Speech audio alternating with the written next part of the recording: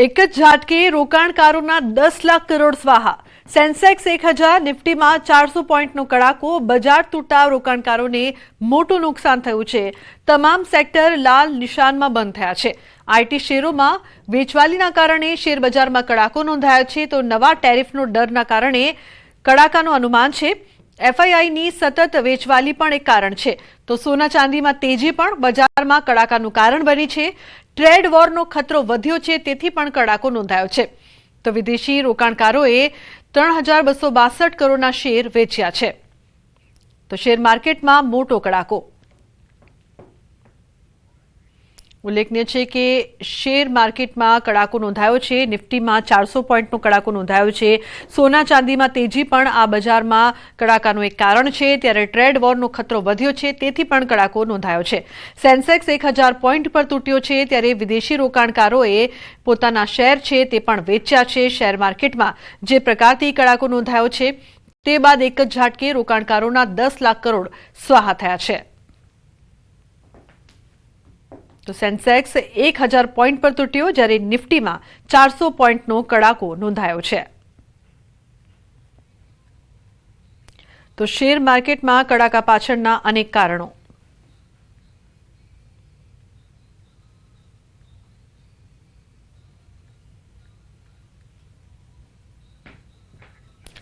સોના ચાંદીએ તોડ્યા છે તમામ રેકોર્ડ। સોના અને ચાંદીના ભાવ આસમાને પહોંચ્યા છે। 1 તોલા સોનાનો ભાવ 1.5 લાખે પહોંચ્યો છે। 1 કિલો ચાંદીનો ભાવ 3,24,000 પહોંચ્યો છે।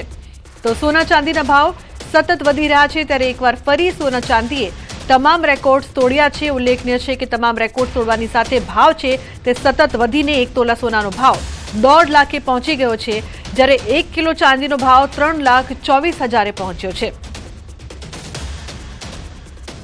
તો સતત વધી રહ્યા છે સોના ચાંદીના ભાવ। ખાસ કરીને સોનાનો 1 તોલાનો ભાવ 1.5 લાખે પહોંચતા મહિલાઓ ચિંતિત થઈ છે, જ્યારે ચાંદીનો ભાવ પણ વધ્યો છે। 1 કિલો ચાંદીનો ભાવ હવે 3,24,000 પર પહોંચી ગયો છે। તો દિવસે ને દિવસે સતત ભાવ વધારો। દમણમાં દીપડાની દહેશત। દુકાનમાં ઘૂસ્યો છે દીપડો। નાઇટ માર્કેટમાં એક દુકાનમાં દીપડો ઘૂસ્યો। મીઠાઈની દુકાનના બીજા માળે દીપડો સંતાયો। તો રહેણાંક વિસ્તારમાં દીપડો, રહીશોમાં ફફડાટ છે। ફાયર, વન વિભાગ, પોલીસની ટીમ ઘટના સ્થળે પહોંચી છે। દીપડાને ઝડપવા કાર્યવાહી। પાંજરા ગોઠવીને દીપડાને ઝડપવા માટે પ્રયાસો હાથ ધરવામાં આવ્યા છે।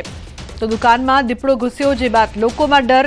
સાથે જ નાઇટ માર્કેટમાં એક દુકાનમાં દીપડો ઘૂસી જતા લોકો છે તે ડરી ગયા। ફાયર, વન વિભાગ, પોલીસની ટીમ ઘટના સ્થળે પહોંચી છે અને દીપડાને પકડવા માટે તજવીજ હાથ ધરી છે। તો એકાએક દુકાનમાં દીપડો ઘૂસી જતા જે ત્યાંના લોકો છે તે પણ ડરી ગયા છે। ઉલ્લેખનીય છે કે અવારનવાર દીપડાના આટાફેરા તો જોવા મળતા હોય છે, પરંતુ આજે દુકાનમાં દીપડો ઘૂસી જતા લોકો છે તે પણ ડરી ગયા હતા। રહીશોમાં ફફડાટ જોવા મળ્યો હતો। તો દમણની આ સમગ્ર ઘટના છે કે જ્યાં નાઇટ માર્કેટમાં એક દુકાનમાં દીપડો ઘૂસ્યો, જેને પકડી પાડવા માટે પ્રયાસ કરવામાં આવી રહ્યા છે। રહીશોમાં ફફડાટનો માહોલ છે। ફાયર, વન વિભાગ, પોલીસની ટીમ ઘટના સ્થળે પહોંચી છે। દીપડાને ઝડપવા કાર્યવાહી કરવામાં આવી રહી છે। તો પાંજરા ગોઠવીને દીપડાને ઝડપવા પ્રયાસ હાથ ધરાયા છે। સંઘ પ્રદેશ દમણમાં દીપડાએ દેખા દેતા વિસ્તારના લોકોમાં ફફડાટ ફેલાયો છે। મોડી રાત્રે નાની દમણ વિસ્તારમાં લાકડાની 100 મિલમાં દીપડો દેખાયો હતો। દીપડાની હાજરી સીસીટીવી કેમેરામાં કેદ થઈ હતી। તો ધોબી તળાવ વિસ્તારમાં સહિત એક જ રાતમાં જુદા જુદા 3 વિસ્તારમાં દીપડો દેખાવાની ઘટનાના કારણે વન વિભાગ પણ દોડતું થયું છે અને દીપડાને ઝડપવા પાંજરું ગોઠવી પ્રયાસો હાથ ધર્યા હતા।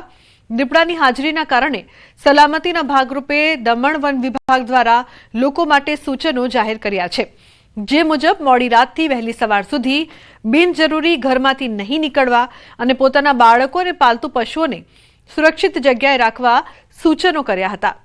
તો રહેણાંક વિસ્તારમાં દીપડાના આટાફેરા સતત વધી રહ્યા છે। એક રાતમાં 3 વિસ્તારમાં દીપડા દેખાયા છે। દીપડાની દહેશત દમણમાં સતત વધી રહી છે। વન વિભાગે લોકોને સાવધાન કર્યા છે, સાવચેત રહેવા માટે અપીલ પણ કરી છે। દુકાનમાં દીપડો ઘૂસ્યો, તો બીજી તરફ મિલમાં દીપડો ઘૂસ્યો હતો, જે બાદ લોકોમાં ડર પ્રવર્તી રહ્યો છે। વધતી આ ઘટના બાદ હવે વન વિભાગે કેટલાક સૂચનો પણ જારી કર્યા છે। લોકોને સાવધાન રહેવાની અપીલ કરી છે। રાત્રે કામ વગર ઘરની બહાર ન નીકળવા માટે પણ અપીલ કરવામાં આવી રહી છે। તો બાળકો અને પોતાના પાલતુ પશુઓનું ધ્યાન રાખવા માટે પણ સૂચનો આપવામાં આવ્યા છે। તો દમણથી અલગ અલગ બે દ્રશ્યો, એક દ્રશ્યમાં દુકાનમાં દીપડો ઘૂસી જાય છે તો બીજી તરફ લાકડાની મિલમાં દીપડો ઘૂસી જાય છે. આ સમગ્ર ઘટના છે તે સીસીટીવીમાં કેદ થઈ છે. ભરૂચના અંકલેશ્વરમાં રખડતા ઢોરનો ત્રાસ. અંકલેશ્વર જીઆઈડીસીના ગોલ્ડન પોઈન્ટ વિસ્તારમાં આંખલાઓની લડાઈના કારણે આજુબાજુના લોકોમાં ભયનો માહોલ સર્જાયો હતો. અચાનક રસ્તા પર બે આંખલાઓ બાખડ્યા. ટ્રાફિકમાં અવરોધ સર્જાયો હતો. આંખલાઓના યુદ્ધમાં પાર્ક કરેલા બે સ્કૂટરને નુકસાન પહોંચ્યું હતું, જો કે સ્થાનિકોએ બંને આંખલાઓને દૂર કરવાના પ્રયાસો કર્યા છે. તો રહીશોએ તંત્રને જાણ કરી રખડતા પશુઓ અંગે યોગ્ય કાર્યવાહી કરવાની માંગ ઉઠાવી છે. તો આંખલા યુદ્ધમાં બે બાઇકને નુકસાન. લોકો ડરી રહ્યા છે. વારંવાર રખડતા ઢોરનો ત્રાસ રહીશો માટે માથાનો દુખાવો બની ગયો છે. તો અંકલેશ્વરમાં રોડ પર આંખલા બાખડ્યા, વાહન ચાલકો અટવાયા. તો આંખલા યુદ્ધમાં લોકો ડરી ગયા હતા, વાહનોને પણ નુકસાન થયું છે. વારંવાર આ પ્રકારની ઘટના સામે આવે છે. રખડતા ઢોરનો ત્રાસ સતત વધી રહ્યો છે, જે બાદ લોકો ત્રાહિમામ પોકારી ઉઠ્યા છે. તો વાહન ચાલકો તો અટવાયા હતા, પરંતુ સાથે સાથે બે બાઇકને નુકસાન પણ પહોંચ્યું હતું. આંખલાઓએ રસ્તાને બાનમાં લીધું. રખડતા ઢોરોનો ત્રાસ સતત વધી રહ્યો છે. સ્થાનિક સ્વરાજની ચૂંટણી પહેલા સરકારનો મહત્વનો નિર્ણય. ગામડાને શહેર સમકક્ષ બનાવવા સરકારની નવી કવાયત. ડીડીઓને સપ્તાહમાં 2 દિવસ ગામડાની ફરજિયાત મુલાકાતના આદેશ આપવામાં આવ્યા છે. તો ગ્રામ પંચાયતમાં 2 કલાક રહી કામોની સ્થળ પર સમીક્ષા કરવાની રહેશે. પાણી, ગટર, રસ્તા, સ્વચ્છતા મુદ્દે લોક સંવાદ ફરજિયાત રહેશે. 15 મુદ્દાના ચેકલિસ્ટના આધારે અહેવાલ તૈયાર થશે. નાણાકીય પારદર્શિતા અને કામોની ગુણવત્તાની ચકાસણી કરવાની રહેશે. તો કેટલાક સૂચનોની સાથે સ્થાનિક ચૂંટણી પહેલા સરકારનો મહત્વનો નિર્ણય સામે આવ્યો છે. ગામડાને શહેર સમકક્ષ બનાવવા સરકાર દ્વારા કવાયત હાથ ધરવામાં આવી રહી છે. ગીતા જોડાય છે વધુ માહિતી આપવા માટે. ગીતા, શું વધુ વિગતો આ સમગ્ર મામલે? આગામી સ્થાનિક સ્વરાજની ચૂંટણી પહેલા રાજ્ય સરકારનો આ ખૂબ જ મહત્વપૂર્ણ નિર્ણય છે કે ડીડીઓએ, એટલે કે ગ્રામજનોએ ડીડીઓ પાસે નહીં પરંતુ ડીડીઓએ સામે ચાલીને ગ્રામજનો પાસે જવું પડશે. જિલ્લા વિકાસ અધિકારીઓ માટે નવી જવાબદારી હવે નક્કી કરવામાં આવી છે. હવે દરેક ડીડીઓએ સપ્તાહમાં ઓછામાં ઓછા 2 દિવસ ગ્રામ્ય વિસ્તારોની મુલાકાત લેવાની રહેશે અને દરેક ગ્રામ પંચાયતમાં ઓછામાં ઓછા 2 કલાક વિતાવીને વિકાસ કામોની સ્થળ પર સમીક્ષા કરવાની ફરજિયાત બનાવવામાં આવી છે. ખાસ કરીને પીવાના પાણી, ગંદા પાણીનો નિકાલ, રસ્તા, સફાઈ અને ઘન કચરાના વ્યવસ્થાપન જેવા મુદ્દાઓ પર સીધો લોકસંવાદ કરીને પ્રતિભાવ મેળવવાની પણ સ્પષ્ટ સૂચના આપવામાં આવી છે. આ સાથે સાથે વિકાસ કમિશનરની કચેરી દ્વારા તમામ જિલ્લાઓને 15 મુદ્દાઓનું વિશેષ ચેકલિસ્ટ મોકલવામાં આવ્યું છે. આ ચેકલિસ્ટમાં માળખાકીય સુવિધાઓ સાથે વહીવટી અને નાણાકીય પારદર્શિતાના મુદ્દાઓનો પણ સમાવેશ કરવામાં આવ્યો છે. એટલે કે ડીડીઓએ હવે ગામની મુલાકાત દરમિયાન આ 15 મુદ્દા આપ્યા છે તેની ચકાસણી કરી ગુણવત્તાનું મૂલ્યાંકન કરીને વિગતવાર અહેવાલ તૈયાર કરવો પડશે અને સરકારને સુપ્રત કરવાનો પણ ફરજિયાત રહેશે. જી બિલકુલ ગીતા, આભાર સમગ્ર માહિતી બદલ. તો સ્થાનિક સ્વરાજ્યની ચૂંટણી પૂર્વે ઈડબ્લ્યુએસ અનામત માટેની બેઠક યોજાઈ છે. ગાંધીનગર સર્કિટ હાઉસમાં બિન અનામત વર્ગના આગેવાનોની ચિંતન બેઠક યોજાઈ છે. રાજકીય અનામતની માંગ સાથે 58 સમાજના આગેવાનો એક મંચ પર આવ્યા છે. બેઠકમાં દિનેશ બાંભણિયા, ધાર્મિક માલવિયા, મનોજ પનારા, વરુણ પટેલ, અલ્પેશ કથિરિયા, રમજુભા જાડેજા બેઠકમાં હાજર રહ્યા. જેમાં સરકાર સ્થાનિક સ્વરાજની ચૂંટણીમાં ઈડબ્લ્યુએસ વર્ગની 10% અનામતની વ્યવસ્થા કરે અને રાજ્ય સરકારે ઝવેરી કમિશન આધારે રોસ્ટર જાહેર કર્યું છે, જેમાં આડેધડ રીતે ફાળવણી કરવામાં આવી છે. જે ખામીઓ દૂર કરી પછી ચૂંટણી જાહેર કરે તેવી માંગ ઉઠી છે. તો ઝવેરી કમિશનમાં જે ભૂલો છે તે દૂર કરવામાં આવે. જો આ માંગણી નહીં સ્વીકારાય તો બિન અનામત વર્ગ આગામી ચૂંટણીમાં પરચો બતાવશે. પ્રથમ મુદ્દો એ છે કે રાજ્ય સરકારે અને કેન્દ્ર સરકારે 10% અનામતની જે જોગવાઈ કરી એનો આભાર વ્યક્ત કર્યો. સાથે સાથે આજે 10% અનામત સ્થાનિક સ્વરાજની ચૂંટણીની અંદર ઈડબ્લ્યુએસના ઉમેદવારોને આપવામાં આવે એવી સર્વાનુમતે માંગણી રાજ્ય સરકાર પાસે અને કમિશન પાસે કરવાનો નિર્ણય કરવામાં આવ્યો. રાજ્ય સરકાર આ બાબતમાં તાત્કાલિક નિર્ણય લે અને ઈડબ્લ્યુએસમાં આવતા ઉમેદવારો માટે ગ્રામ પંચાયત, જિલ્લા પંચાયતથી માંડીને જે કંઈ સ્થાનિક સ્વરાજની ચૂંટણીઓ છે એમાં અનામતની વ્યવસ્થા કરે. ઝવેરી કમિશનના રિપોર્ટના આધારે જે કંઈ ખામીઓ થઈ છે, જે કંઈ અનામત દાખલ કરવામાં ભૂલો થઈ છે એ ત્વરિત દૂર કરવામાં આવે. આ બાબતના વાંધાઓ, રજૂઆતો અમે રાજ્ય સરકારને અને જે તે કમિશનને સમયાંતરે આપેલા છે.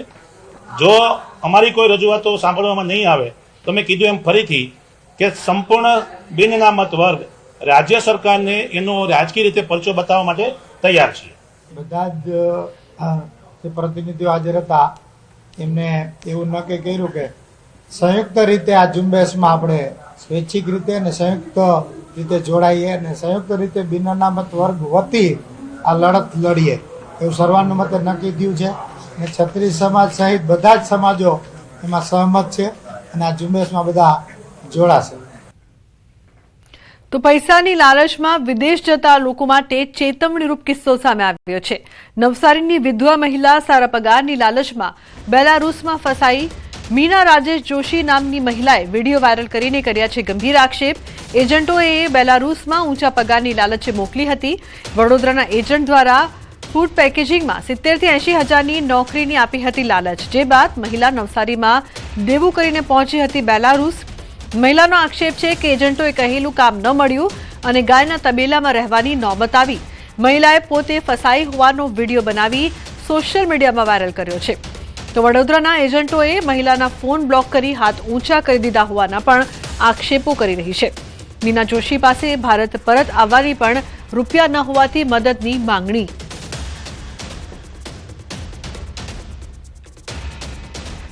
મને એજન્ટ લોકોએ ફોલ્ડ કરેલી છે, મને લાલચ આપેલી કે આવી રીતે નોકરી છે, ફ્રૂટ પેકિંગની એવીમાં નોકરી છે ને એવી રીતે વાતો કરતા હતા. ને મને પગાર માટે એવું કીધું હતું કે 70-80 હજાર તો તમારો ફિક્સ પગાર છે જ, પણ ઓવરટાઈમ માટે તમારે 90 લાખ રૂપિયા પગાર પડશે એમ કહેતા હતા. અને અહીંયા મને કોઈ પગાર મળતો નથી ને જોબ મને એવી તબેલામાં ગયેલી, મને જે જોબ કહેતે એ જે જોબ કીધી હતી ને એ જોબ મને આપશે તો હું કરવા તૈયાર છું. હજુ બી અહીંયા જ છું, બેલારૂસમાં જ છું. રશિયા અને યુક્રેન યુદ્ધમાં ફસાયેલા ભારતીય